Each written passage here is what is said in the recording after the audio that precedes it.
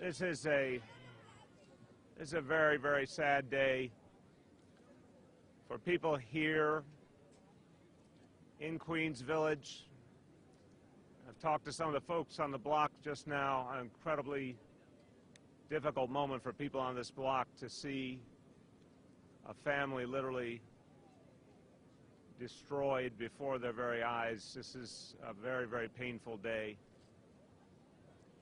And I'll give you a couple of points about it, and then Commissioner Nigro will speak as well. I'll say up front, this is something that just happened in the last few hours. Obviously, we don't have all the answers that we want to have about what happened here. We do know 5 lives have been lost, including some young children, and our hearts go out to this family. And I'm asking all New Yorkers to keep this family in your prayers. This is a devastation of a family we rarely see. But it has happened here in Queens Village today. Before going on, I want to thank those who represent this community for being here and being in solidarity with the people of the neighborhood who are going through so much. I thank State Senator Leroy Comrie, Assemblyman Clyde Vannell, Assemblyman David Wepper, and Assemblywoman Alicia Heineman, and of course our public advocate Tish James. I thank them all for being here to support the people of this community. So what we do know is 5 lives lost, 3 of them children, an extraordinarily large toll for any fire. A 3-alarm fire that was brought under control just basically in the last hour. A fire that moved very, very quickly. And the loss was horrendous, but thank God there were no serious injuries to the members of the FDNY. And it bears saying at this moment, the FDNY is going through a lot this week, having lost their brother, firefighter William Tolley, just ago, but still, the good men and women of the FDNY are doing what they do best, saving lives, protecting people, protecting neighborhoods. They came out in full force, even in their moment of pain. This is the biggest loss of life in a fire in approximately 2 years since the loss of the Sassoon family in Midwood, Brooklyn. That was 7 children lost in that horrific fire. And there will be a full investigation by our fire marshals. There's a lot we need to know about what happened here, especially the fact that this happened in the middle of an afternoon on a day when the weather was good. How could something like this have happened? There are many unanswered questions, and our fire marshals will get to work on that right away. Now I want our Commissioner, Dan Nigro, to give you more information. As I mentioned, he and I would mention that Midwood fire. Commissioner Nigro and Chief of Department Jim Leonard and I stood in that house in Midwood and reflected on the horrible loss of life to that family, and obviously we're feeling a sense of we're back again in one of these situations and how painful it is. But our job now is to get down to the bottom of it, learn what we can learn, and do everything we can to make sure that no family ever suffers like this again. Commissioner Nigro. Thank you, Mayor. We know that when we lose one of our own, the community mourns with us, and today the fire department mourns with this community at the loss of 5 people in this home.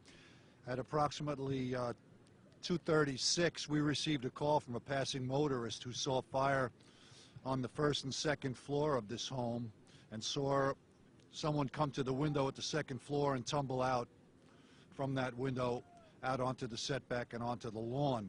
Our members arrived just over 4 minutes and were met by a house completely consumed with fire. They valiantly pushed in behind the hose lines. Unfortunately, they recovered all of people from there. None of the 5 people in the home survived. It's a terrible, tragic loss. Now, we are just beginning our investigation. Our fire marshals will determine where the fire started. They'll determine how it started. They'll work with police detectives, and we'll come to a conclusion. But we're far from that right now.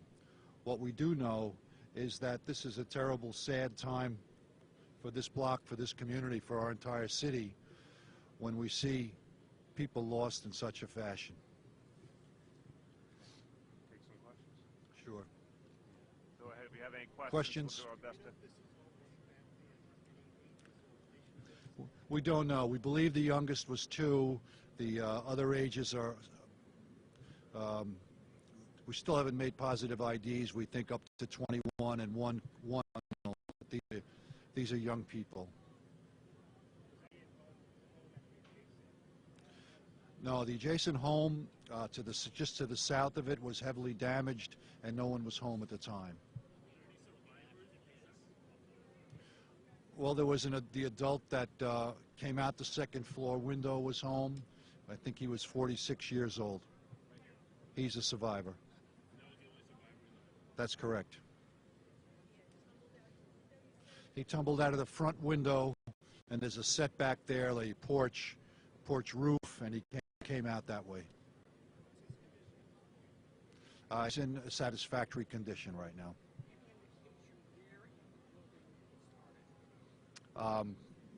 Not at this time. We believe on the first floor is where the witness saw fire that called it in. Saw fire on the first floor, traveling up to the second floor. Not that we're aware of, no. None at all yet.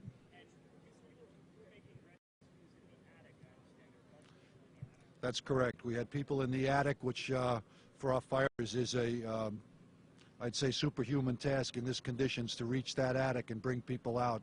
They did bring a 2-year-old and I believe someone else from that level where they were trapped. And can you talk about, the firefighter? I understand there were firefighters who were brought out taken to ambulances. What are their conditions? So far, no serious injuries to the firefighters that I'm aware of.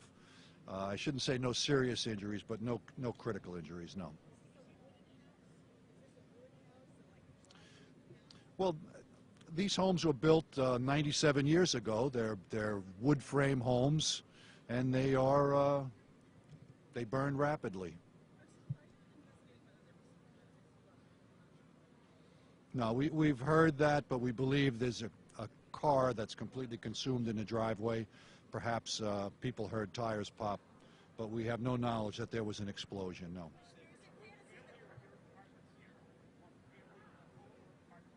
It's a one-family home.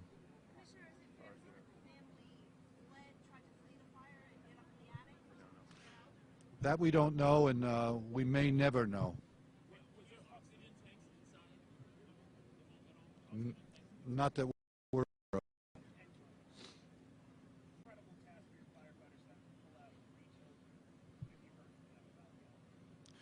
Well, you know, most of our firefighters have families of their own, so it's always very difficult for them. It was difficult to do, and it certainly will be difficult for them moving forward. It always is.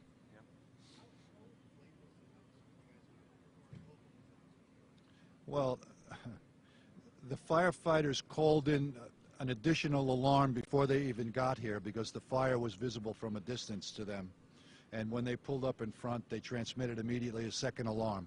It had already spread to the house next door. As far as we know, no neighbors got in. I don't think they would have. If they would have tried, they'd be additional victims. Not that. We don't know. I'm not sure about that, but we didn't get reports of that. Thank you.